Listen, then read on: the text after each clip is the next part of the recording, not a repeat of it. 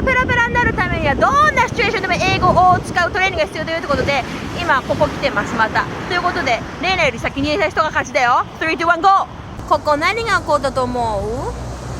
What do you think happened here? 誰があそこで私に手振ってると思う？ Who do you think is waving at me?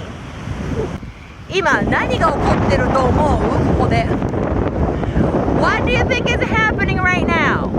本当はね、怒られちゃうかもしれないんだけど、Maybe I shouldn't do this, but、台風13個が来てます。台風13 is here. Yeah. 波がすごいよ。Having a lot of big waves. 風はそんなに悪くないかな。The wind is not too bad. 普通だったらね、富士山見えるんだけど、今日見えないね。Usually we can see 富士山 right over there, but we can't today. ということで今日は何個できたかな。ではまた次の機会に。